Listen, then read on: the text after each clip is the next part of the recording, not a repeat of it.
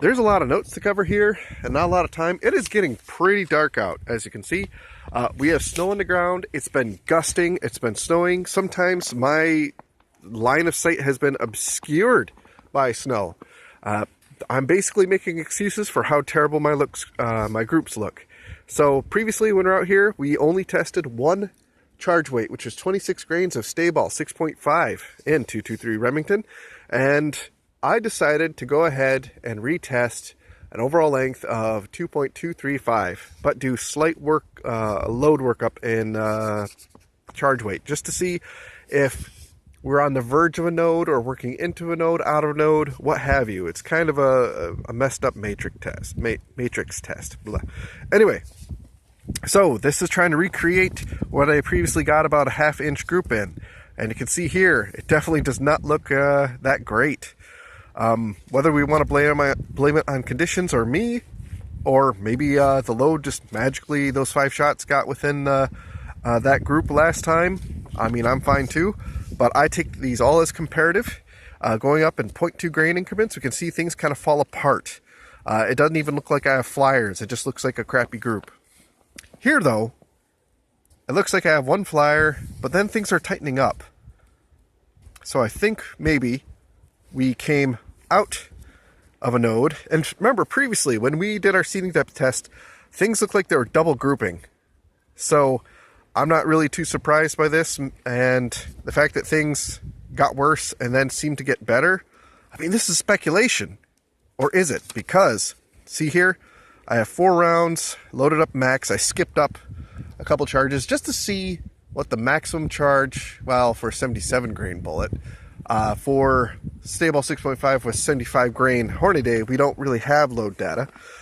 But anyway, these I actually used the follow the barrel, and you'll note my little note here.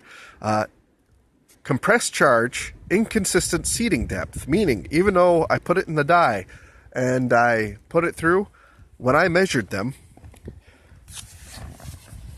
the seating depth was all over the place. However, that didn't seem to matter. Look at that. So that is a nice, solid half-inch group, edge to edge.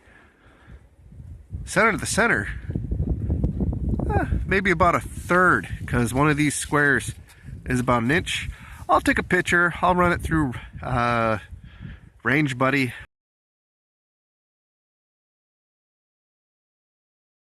We'll see what it has to say.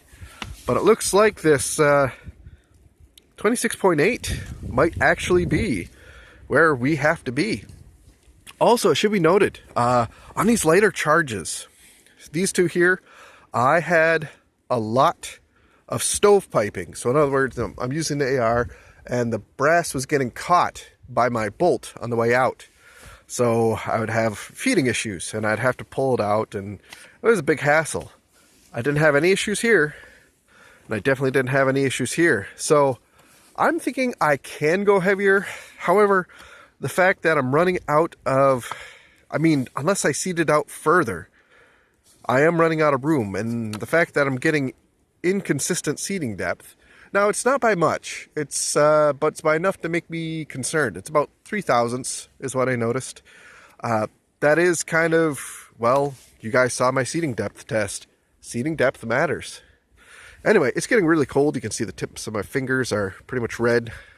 Knuckles are getting white.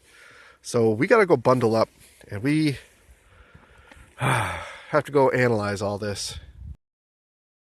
Actually, quick add-on. This is the group I'm basically trying to replicate. And you can see there it's, yeah, about a half-inch. So, yeah, my old targets are still up there from the other day. And in case you're wondering, I was also doing some seating depth tests with 203B, just covering about the same overall length, and they didn't do quite so well. Not terrible, but not so well. And if you're wondering where these other 5 shots went, I shot them over a chronograph, although I was unsuccessful in capturing numbers because of all the snow and wind, just so you know. I think predicted, though, it's about 2,600 feet per second, and that actually feels about right. according to the recoil. I realize that's a really weird thing to say, but those who know what I mean. Anyway, I gotta get going.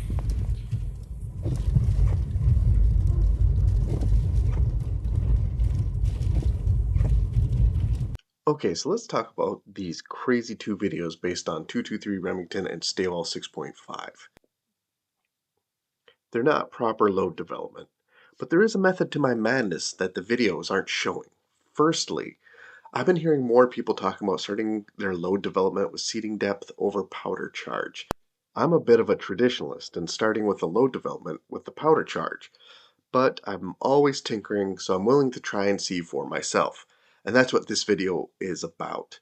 It's trying to do load development with starting with seating depth first. I'm not the most happy with the presentation of my tests, but it's also still sighting in days for hunting season, and I'm working with what I have. I am, however, happy with my results at the range, so I hope that you guys don't mind me sharing those results with you. My powder supply of Staball 6.5 is dwindling, but I look forward to doing more tests in 223 Remington, even though it's not the most optimized powder for the cartridge.